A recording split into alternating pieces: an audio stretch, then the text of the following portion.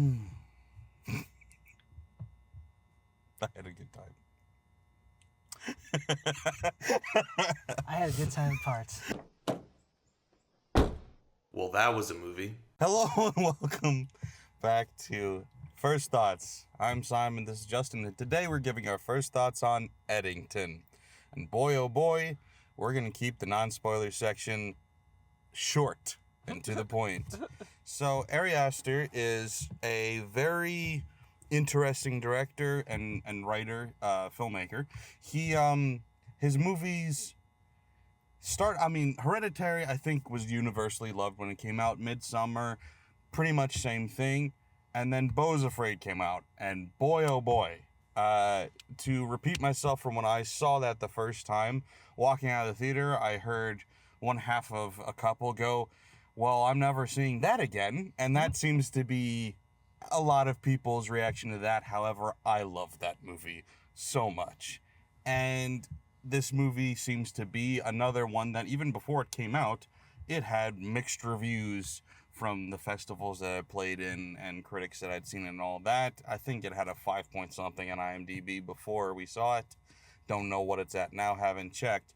But the second two movies he's done have been quite polarizing, and that's what he loves to do. He loves to make very unique, very specific movies that are going to get a reaction from people one way or another. And this was your first time watching Ari Aster. Yes, yes it is. As the fucking bug flies in my nose. As the bugs have returned. And as I told you, that was the most normal Ari Aster movie I have seen. Probably. That might be recency bias, because Beau is Afraid is definitely his weirdest, and this is nowhere close to that. Although you do see Joaquin Phoenix running around a lot, yet again. You also see his penis again. Oh, listen, we had to get it in there a little bit. Yeah, just the tip. Well, no. Well, it was No, the whole the thing. whole thing. It was yeah, the whole the thing. thing. Yeah, like I said, I want to keep this section pretty quick, but just your immediate spoiler-free thoughts coming out of that movie. I'd say overall I more enjoyed it than I didn't. That first, I don't know if I want to say first hour, maybe first hour and a half was a lot and pretty damn constant for that time. Bouncing between scenes, bouncing between conversations, bouncing between topics. I mean, hitting us with every single horrible thing of. I know it was all around that time, but like, damn, it felt like every single horrible thing for that 4 year period. Yeah, for those of you who don't know, this movie at least starts to take place in May 2020. So it's, pandemic, it's George Floyd, it's riots, it's all that stuff, and it kind of just goes from there. Yeah, it's a lot, and I also at the same time felt like I never knew where it was going to go next. I predicted parts, but very small parts. Most of it was just going, oh my god, I can't wait to see the next scene.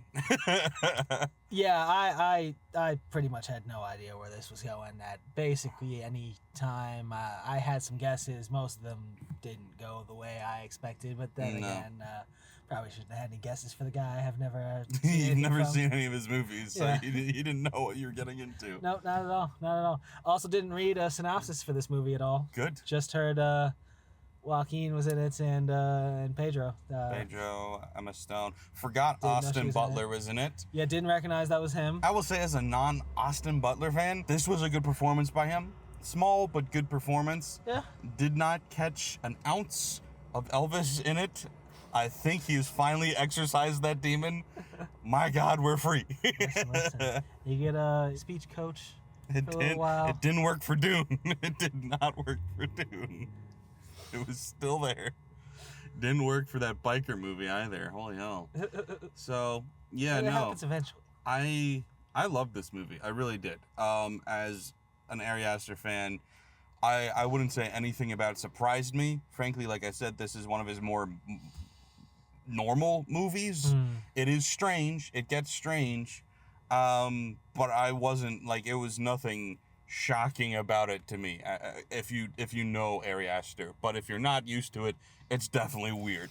So yeah, I loved it. I was sitting there. I mean, first of all, it's his funniest movie by far. It's hilarious. There is so much tongue-in-cheek commentary or flat-out in-your-face commentary. It does both.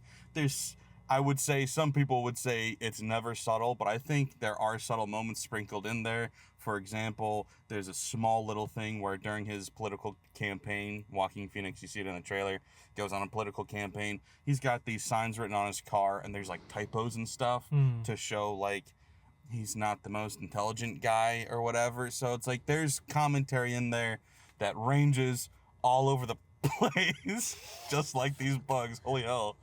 I think when you smacked it into my face. Yeah, that was kind of crazy.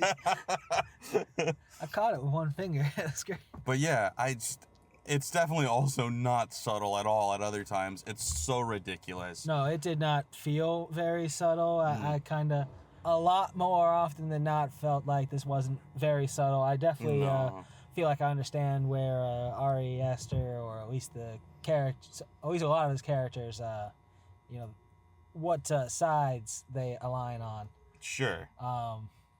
Yeah, I think more what I meant by, like, it's harder to exactly figure out what Ari Aster, now you got me saying it, Ari Aster. Ari, okay. I don't know if it's Ari or Ari, but that Mr. Aster, what is harder to kind of pinpoint exactly is what he's trying to say. For the listeners, you did not witness something really cool. No, I think, like, it is harder to pinpoint exactly, like, for lack of a better term, like, the point. And I think I've got a vague grasp on it, but I think, and I guess I could even say that in the spoiler-free section, I think overall this movie is essentially about how since 2020 it feels like the world's just gone fucking crazy. You know, if that's the point of the movie, then I did get it. I was gonna say I feel like I missed some bits, but if that's what you got, then I'm okay. Then we're on the same page here. I think there's more to it than that. I think there's some subtleties mixed in there, some deeper commentary, but I think the overall message is, holy shit, the world just went fucking nuts. Yeah. And this movie did go fucking nuts. But yeah, I think that's honestly it as far as the spoiler-free section. I don't know what rating to give it yet. It's definitely positive. For me, it's definitely over a 6.5. We're talking 7+. With these kind of movies, I know I get super excited, and I know I'm probably going to overreact. So I'm trying to remain restrained. There was points during this movie where I was going, is this the best movie of the year? I don't know if it is or not. The ending probably wasn't satisfactory enough for it to end up being the best movie of the year, but I really, really enjoyed it, and I'm definitely recommending it. I'm gonna go with a 6. Ah, damn. Yeah. Now, I did enjoy it more than I didn't like it. I will say this. Mm-hmm. I have to see it again. I have to. Yeah. So that my score might change after a second viewing before the year's out, but yeah, it was just a wild ride. Honestly, it was just a lot at the beginning, even though I kind of understood everybody's angles and we were bouncing through all the various terrible topics back then. It just felt constant for like that first. You should watch Beau's Afraid, my dude. Whoa. That movie is designed to be an anxiety attack. It makes this movie look boring. Yeah, okay. I'm kind of curious. that's gonna hurt that score right there, but I'm kind of curious. All right, so like I said, we're gonna get into spoilers now. So if you don't want anything spoiled, please do go watch it at least once. Figure out what the fuck you think. Come back and we can talk about it then. All right, thanks guys. Bye.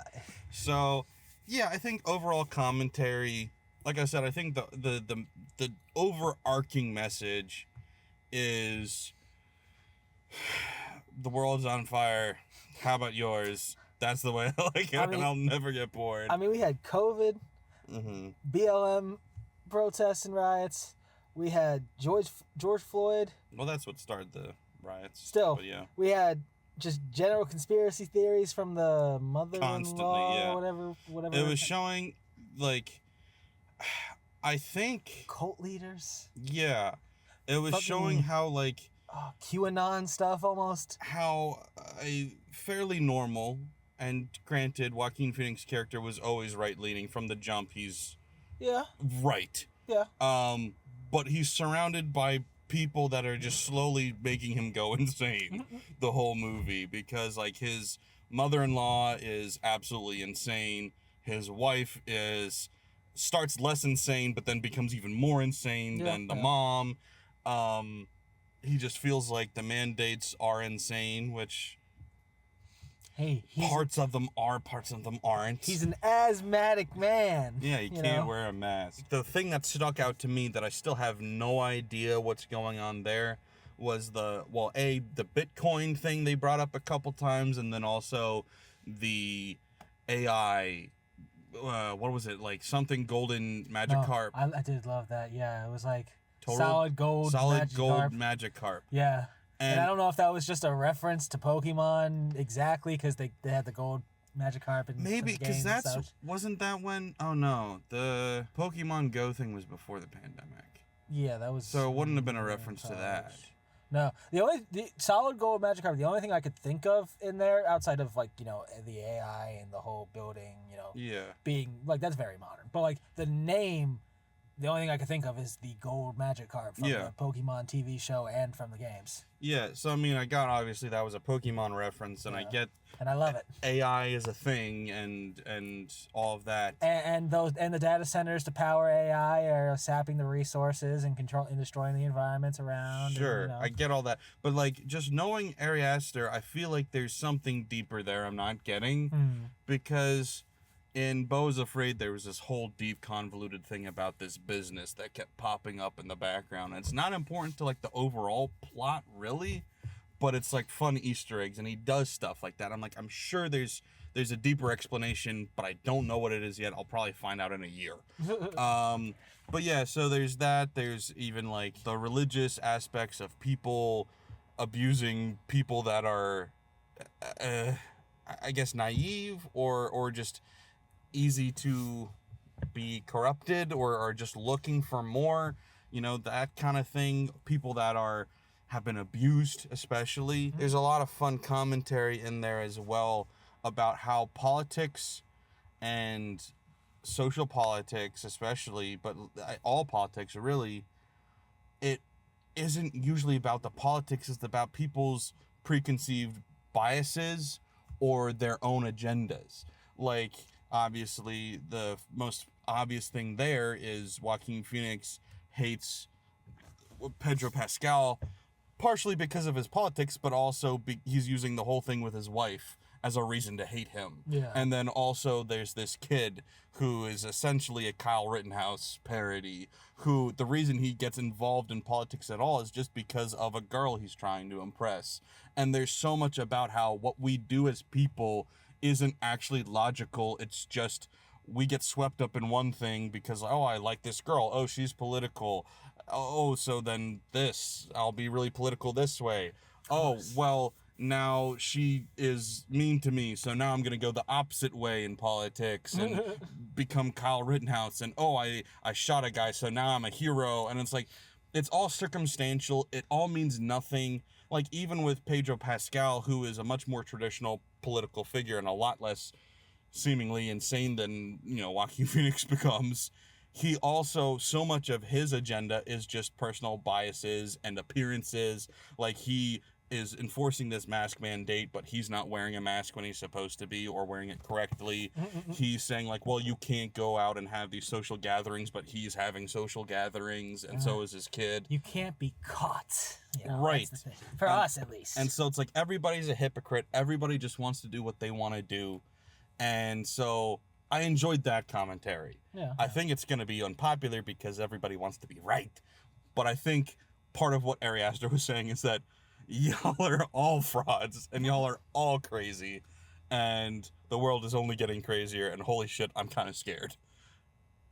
So I liked this movie a lot. I really did.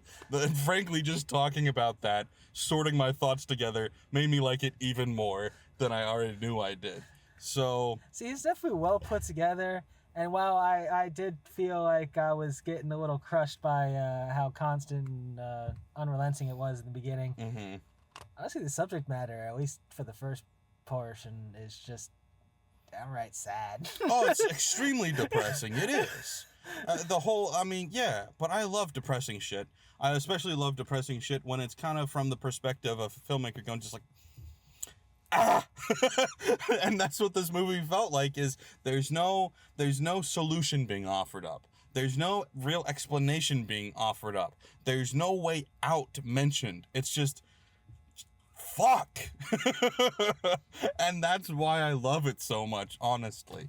Like, I really get annoyed when I feel like people have commentary to then say, let me explain this to you because I'm right and I figured it out. Like, that's why so many political movies piss me off, is like there's always a slant to it. And this has a slant, but he does his best to like say, I'm not telling you what to do or what to think. I'm just going, what the fuck? And so I appreciate that, because that's a message I can get behind. What the fuck? Listen. It just seems like, in the end, it doesn't even matter. I either want to be the cameraman, right?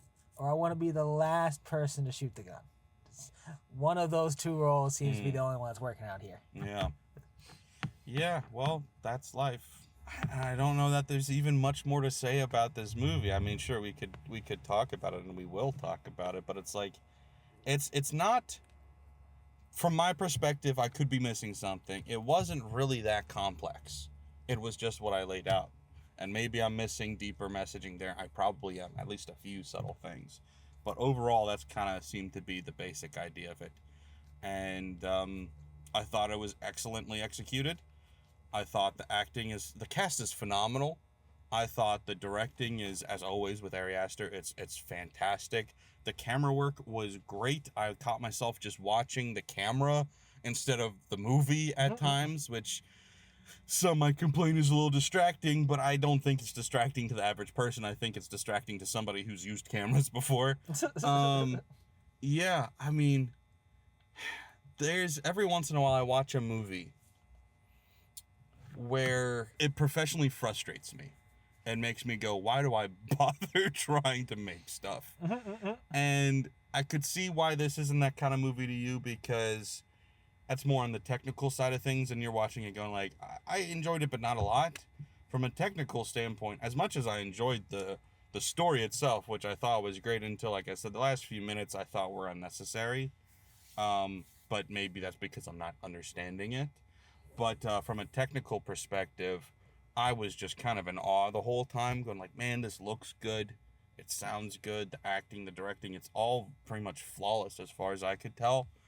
And like I said, that kind of stuff, it makes you want to quit doing what you do. But yeah, I guess we should talk about the ending a little bit. So, if you haven't seen it yet, which if you haven't, why the hell are you here? In classic Ari Aster tradition, things just escalate to an extreme pitch where, sure, maybe events were happening faster early on, but the extremes just explode in this, so it seems like Joaquin Phoenix is, well, actually, I thought he was going to shoot. He gets slapped in the face by Pedro Pascal. I thought he was going to shoot him right then and there. I thought he was going to do something. Yeah.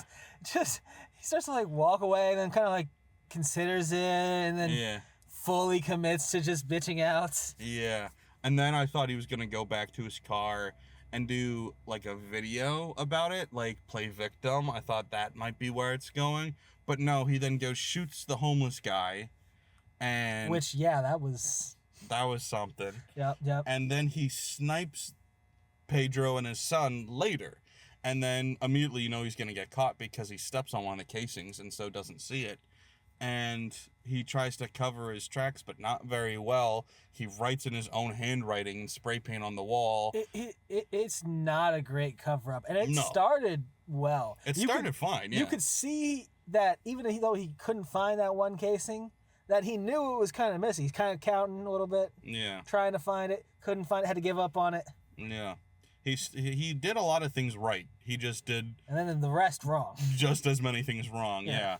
And so it's like you can see it catching up with him and he's panicking, but then he has a quick out where I guess the cop cars have the same kind of tires, and so they're like, maybe it was one of the cops we know. Right. But then, he's got the sniper rifle in his car, so we think maybe it's him. Shit, he's got the watch. It's definitely him. Wait. You're leaving it out. Yeah. They pinned it on the black guy. Yeah, they did. The only black officer. There was so much great and both sad and hilarious commentary with a black police officer, because he's got this ex-girlfriend who is this tiny blonde girl who's doing all of these stereotypical political rallies, and she was like, you should be doing this. I don't know what I'm talking about, but I'm gonna talk about it because you should be talking about it. They were my favorite part. Yes. Their little rallies and speeches. Yeah. I should not be giving the speech, but I'm going to give it anyway, even though I shouldn't be. I will be silent. I will be silent right after I finish this speech. Oh my God. I was like, oh my gosh, I have heard this growing up. Yep. I remember I had a friend that he was drunk, but he was tearfully apologizing to me for his white guilt, and I'm like, dude, what the fuck are you talking about? It's like, I've known you a while. You didn't do shit. What the hell are you crying about? You drunk? There was so much, it was really easy. They even showed, scrolling through, and there's the black Instagram things.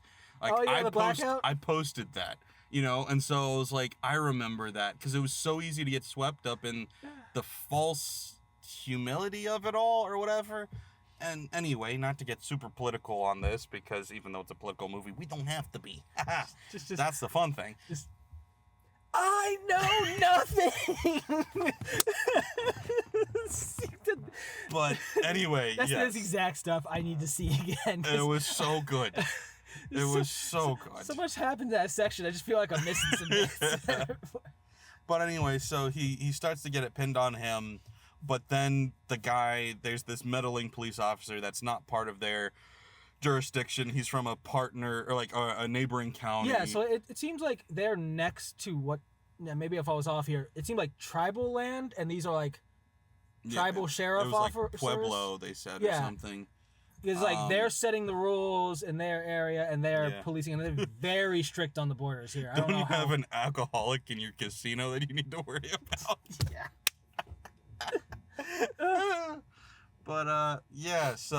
But then he catches him, so then Joaquin Phoenix freaks out and is like, I need to do something. I need to figure out something. But before he can figure that out, he's noticing arrows made of fire pointing in a direction.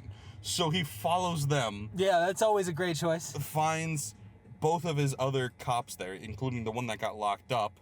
And the one cop that was locked up is standing in the middle of a field by a fire, refusing to move or talk. And the other cop is shouting at him just get down, come here, whatever, just do something. Yeah. And the other guy's like, I can't talk. And so then it turns out that an explosion happens because there's this group of Antifa, I think it was. It has to be Antifa. It is the most armed Antifa I've ever seen, but it is the actual Antifa militants they always said on the news were out there. The guy gets blown up. All three of them get blown up, but the one guy's dead. The black cop is subdued, but he's alive. And then Joaquin Phoenix is conscious and tries to shoot at them, but then they turn around with machine guns, so then he runs away. And during his running away, he falls through the roof of a museum onto the bones of Geronimo, which cracked me the fuck up. And then he runs out, gets shot at some more, breaks into a gun depot, and comes out like fucking Rambo. Yeah, he comes out so strapped. With a minigun and shit. This is like that M60. He's just... And so it just goes full ballistic, and he's just shooting any and everything. He even accidentally shoots the other cop. That was crazy to destroy him. Saws his leg off. And it's just a phenomenal, ridiculous scene. And then eventually he gets shot in both arms, so he can't defend himself. his gun jammed anyway. And then the Antifa guy stabs him in the head, but then the Kyle Rittenhouse kid comes out and shoots that guy, so then he becomes a hero, and then... A hero, podcaster, yeah, podcaster, voice of a generation, probably. But then they're like, he's talking about, like, so what do you think about Michelle? You think Big Mike's gonna run? Or is he just gonna stick with it? his food planning and whatever else he said, which is just my favorite jab at all of those, like, right-wing podcasts that for some reason, I saw this post the other day about Michelle Obama secretly being Michael Obama, and there was a comment, the top comment on it was, "This is my favorite conspiracy theory because it's pointless. So what if she was? Who gives a shit? What does it change?" And I was like, that's a good point. I really enjoy that question. Listen, because then not only is Obama a communist, gay. Muslim, illegal immigrants. Gay. Yeah. Now he's gay and into trannies.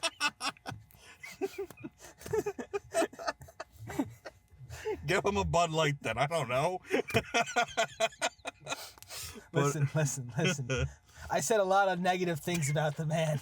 I'm not trying to torture him. Give him a Bud Light. Come on. That's cruel and unusual. Right? They wouldn't feed that to the prisoners in Gitmo. That's my favorite joke you've ever told. That was so good. That was actually a big thing. I don't know if I ever told you about this. Back when that happened, the whole Bud Light thing. Yeah. I drink Bud Light a lot anyway, but I made a point of, on my next drunk review I did with Eric and Connor, at least Connor and I, because Eric refuses to drink Bud Light, we both drink Bud Light, and pointed it out and talked about it. Like I guess we're gay now as we're drinking it. And then some guy, well, actually, us in the comments, and like, actually, it's not about being gay. It's trans stuff. And I think it's disgusting that yada, yada, yada, yada, yada, yada. And so I put out like an official statement back and was like, here at Simon's Rants, we don't care what you choose to do to your body, even if that means putting Bud Light in it. Anyway, but so, yeah, he somehow survives being stabbed in the head, but he's crippled and, like, can't even talk, I don't think. But he's still somehow the mayor. I don't know how that works, but he is. You know, mayor by proxy, I guess. And then they show kind of a slice of life from how his life is now, being a cripple or an invalid or whatever you want to call it. Yeah. I don't know what's most politically correct, I'm sorry. And paraplegic, essentially. sure, a man who was stabbed in the brain. Yeah. And just essentially how shitty his life is now. And then the movie ends. And my first instinct is to say, I feel like the movie would have been better if it just ended when he got stabbed in the head. Or he died then, and then it showed, like, the podcast bro and maybe some other fallout from it. Yeah. Maybe something to do with Mike, a.k.a. the black cop. But, I don't know. That's one of those things where I'm holding judgment back on that because I don't get it, so I don't like it. It's not that I get it and I dislike it. So there's a very real possibility that a year from now, when I'm looking back, I'll actually enjoy that because I understand it better. But right now, I'm just like, I didn't get the purpose of that scene. Well, see, the purpose was to show us Joaquin Phoenix's dick. Yes, that is important. You need to see it. You do need to see it. But in addition to that, we got to see how the happy couple is doing. Mm-hmm. You know, I really thought they were going to start fucking next to him. I really thought they were going to start fucking next to him just to, like, show how shitty his life is now. Gosh. No, at the end when he hopped in bed, naked. Yeah. I thought they were doing it too. Yeah. I was glad they just cuddled, but it just really would have just been amazing. Crazy. Yeah. It would have been the perfect ending of this movie. Harry, you missed out, bud. You really missed out. No, yeah, so like that, legitimately, that ending felt like it dragged out a scene longer than it needed to, but once again, maybe it didn't. Overall, that is my only gripe with this movie, is a little bit of pacing. Other than that, this movie was, to me, just phenomenal. I loved it. And that's why I'm like, I'm giving it a 7 because I don't want to be like, 9, you know? Like, because it's probably not. I'm probably overreacting, but man, I just really enjoyed this movie. And the more I talk about it, the more I'm enjoying it. So I don't know. Our discussion has made me enjoy it a bit more. I still feel like my 6 is fair for now. No. But for me at least, Mr. 7. That is my basement. I'm not going lower. This ain't fucking Barbarian. I ain't looking for extra real estate. I am staying in the basement and above. I don't think a second viewing is gonna drop my score. But if it did, I would ask why. I definitely need a second viewing. Sure. All right. Whatever. Pussy. Terrible. Mr. Camera work over here. Oh, I made movies. You know? Oh no, I get paid to play with cameras. Sue me. Fuck you. I'm here speaking for the average man. Yeah. The everyday man. Sure. All right. Well. That's just regular. As somebody me, superior. See, that's your problem.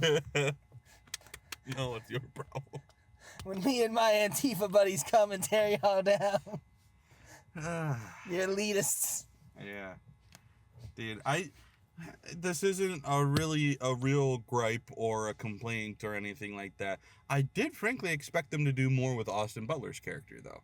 I was kind of surprised when he just disappeared until the end of the movie. Yeah, I mean, got the wife. Yeah, he served his purpose. That was really interesting, too, when he's in the middle of going insane. He had just blown up, but I forgot. There was in between running away. He runs away, goes home, has a second to breathe, and then they snipe him again, which I don't know if you saw my reaction. Mm-hmm. I freaked out like it was a jump scare, even though like it wasn't scary. I was just like, oh my God, we're going here kind of thing. But in a brief moment before that, they had Emma Stone walking around because he thought it was Emma Stone. And then once he realized it wasn't Emma Stone, they switched it to the mom. I was like, that's a really fun, creative little thing there by Ari. I really like that choice. Playing with, like, perspective. Showing it from his perspective, which that's a fun thing. I was thinking, like, I wonder how many people are going to hate this movie because they can't get it into their head that just because somebody's the main character doesn't mean they're right. Like, I feel like there's a whole group of people who believe that just because it's the main character, he's the good guy. Yeah, there definitely are those people out there. They're very annoying. And so some people are going to watch this movie and be like, oh, it's just, Ari Aster, you surprised me. What are you trying to say with this? And like, he's not saying he's a good guy, I'll tell you that. Listen, that's why he survived in the end. Yeah. You know, he sacrificed his body for us. For us. He's not working for the government. No. He's working for the people. No, of course. Yeah. And what's his name? Pedro? Ted?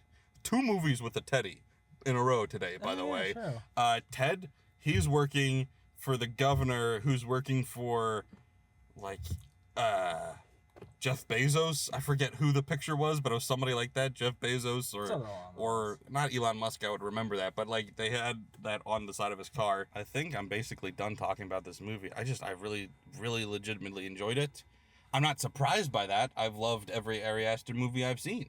So keep doing it, buddy. Big fan. Okay, I guess there was a little bit, but a staple of Ari Aster movies is it goes heavy on the mommy issues. And there's very little mommy issues in this movie. There's a little bit snuck in there. If I didn't think about it, I wouldn't have noticed it at all, but I know it's Ari Aster, and so he puts it in there. But Beau is Afraid is essentially mommy issues, the movie. This is not quite that. He definitely hates his mother-in-law, and... I can't imagine he enjoys being stuck with her at the end of the movie. Constantly being forced to listen to her conspiracies to the end of time. This movie, you might not think it's a horror movie, but to Ari Aster, that ending is terrifying. No, God, yeah, no, kill me. Just take me out. I can't work any of my limbs. I gotta be taken care of 24/7. And not only that, I gotta live with Conspiracy Woman. Yeah. I gotta hear that till the day I die. Is fake. She's like, 2 towers? Yeah. Like, that's not how you take those. You need a detonation to make it explode from the bottom like that. I was like, oh my God, I love this. Anyway. Yeah, I feel like my score will go up on the second watch. It has to. A 6 is way too low. There's just way too low. There's just parts that get me. This is... Not a headache, but like, gosh, it's overwhelming at times a little bit. That's the point, my dude. I'm just learning that. Did not Warfare also give you, like, anxiety? Not really. War movies don't really do that to me too much, because I know it's real and action, and I don't know what's going on, but I don't know, maybe it's just because I'm used to war at times. All the times you've served, yes. I mean, I've seen... all the wars you've been in. I've seen most every big war movie I can think of. Well, thank you for your service. Yeah. Listen, man. That's the closest I'm ever going to get, so, you know. I don't know why I didn't also turn on my light. That helps so much. I'm an idiot. You know, I could have gotten a cut one time while watching one of those movies. That could have earned me a Purple Heart right there. Damn. But yeah, no, like that's the movies I was like comparing it to while watching it was Warfare. Not that it's like these movies, but quality level. I was like Warfare, Presence, all the movies I'd put at the top of my list so far, and I was like, yeah, it's up there. I'd have it below those, but barely. This is in my top 5 probably. I'd have to double check, but I think it's in my top 5 right now. All right, well, I think I'm going to call it there. We've been talking long enough. Like I said, I recommend it. I enjoyed it.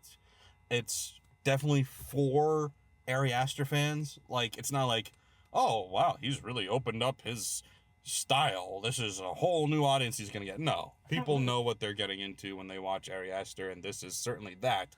But I am a fan, and I love it. And for those who don't know what they're getting into with Ari Aster like me... Good luck.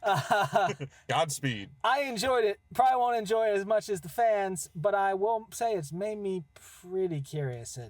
Definitely seeing this again, and maybe figuring out which one of the other ones to ease my way in. The most traditional, aside from this... I mean, I guess, honestly, Midsommar and Hereditary both are. They're kind of more traditional. They're horror movies, and they're very good horror movies. Okay. So watch Hereditary first, because I think it's still considered his best movie. That's very traditional horror movie. A little slow burn, but I think you'd like it. All right. And then go to Midsommar, which is...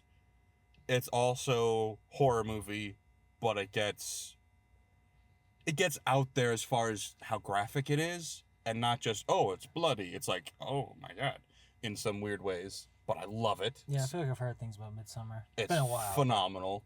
And then watch Beau's Afraid because holy fuck. Man, I love that movie. And that's why I think you will grow to love Ari Aster because like me, when I first watched his movies, I guess actually I started with Midsommar, which I just liked from the jump, but like his movies, they're like earworms or whatever. Like, cause like, you're like, yeah, that was interesting. I definitely want to see it again. But then I feel like days from now, you're going to be like still thinking about it. Like, man, I really need to see that again. And like, I feel like it just kind of expands as time goes on, how much you like his movies. Maybe I'm wrong. That's how I kind of felt like it is for me. So maybe it will be for you or maybe not. I don't know. I don't know you like that, okay? Anyway, thanks for watching, guys. We do appreciate it. Please remember to not fall the fuck over. Also, don't forget to like, share, and subscribe. Also, review on wherever you listen. But yeah, please follow and subscribe. Those are really important. They really help with the algorithm. Also, share. Do people share podcasts? I don't know, but you can. Thanks, guys. Bye. Bye.